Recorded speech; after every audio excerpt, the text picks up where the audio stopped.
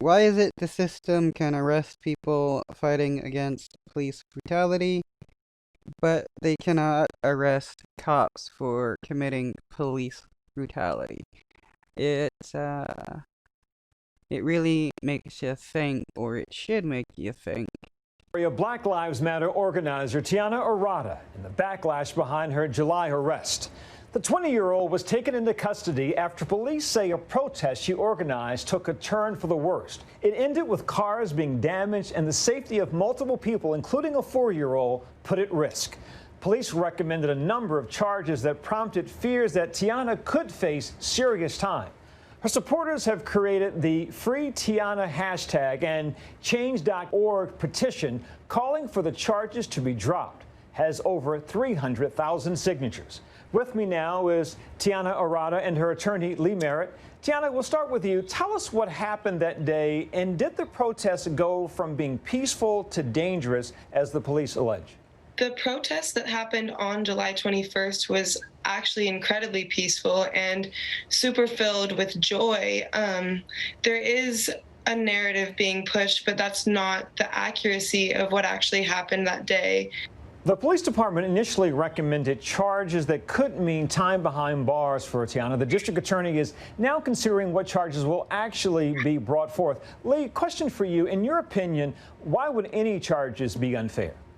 The appropriate charges here shouldn't be directed at Tianna. As she just explained, her involvement in the protest was from a college student perspective of a concerned citizen leading a group of young people to exercise their First Amendment right to speak out about injustice in the country. She was not involved in any criminal activity.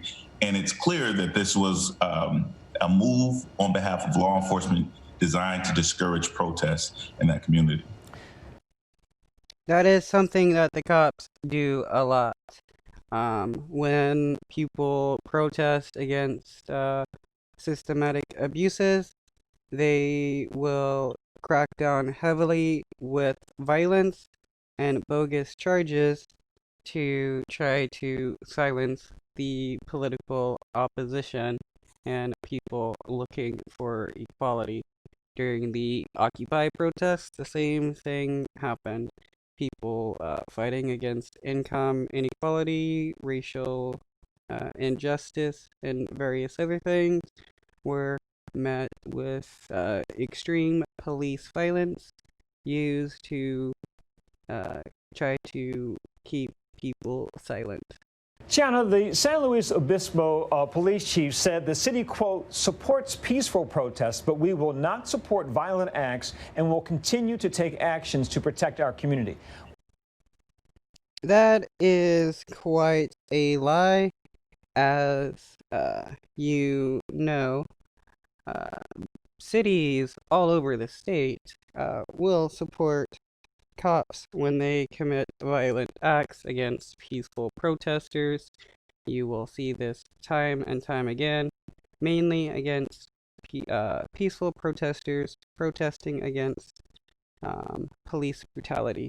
Now, if you protest in favor of the status quo, the cops will not do anything, nor will the system, as you notice with the anti-masker protest, where people were storming government buildings, screaming at cops, carrying weapons, and cops did nothing. What's your reaction to that, and do you feel protected by the police in your community? My reaction to that is every single protest that we've had, that I've been a part of in San Luis Obispo, has been peaceful. They've been completely joyous. And I've also urged to everybody at the protests numerous times, we are here to be peaceful, to be calm. And when there's anti-protesters and agitators, the best thing to do for us is to ignore them and not give away our energy. With the police department, especially after my arrest, I don't feel safe, but also I have a background where I've seen police mistreat my closest family since the age of, since grade school. So there's always been a distrust, not only with me, but also with marginalized communities and the police. Lee, you had strong words on Instagram for the district attorney of San Luis Obispo. In your post, you told him he should drop the charges, quote, before your county, city, and home are bombarded by activists from all over the country. Find out if this is an idle threat if you want to. Are you worried at all that some bad actors may take advantage of this moment and your message? Do you feel possibly that you put the DA at risk?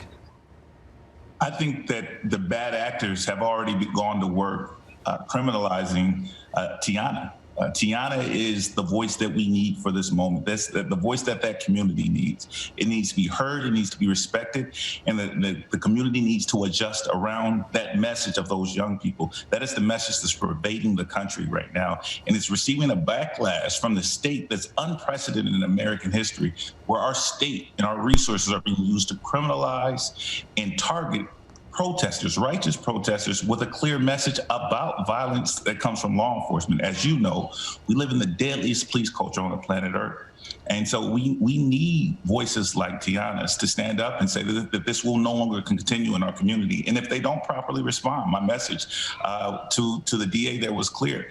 Our community will stand and support Black women. We will stand and support protesters, and we will show up to that region of the country and demand justice. But isn't there a need, you think, for all sides to ease up on the rhetoric just a bit? Well, it's not, and I want to be clear, it's not rhetoric for us. What Tianna is fighting for is life and death. That in this country, unlike any other country on earth, we kill more of our citizens and incarcerate more of our citizens than any nation in world history. It's not no longer a rhetorical banner. The reason you're seeing protests in all 50 states is because people are finally standing up and demanding equal protection under the law and equality when it comes to policing and public safety.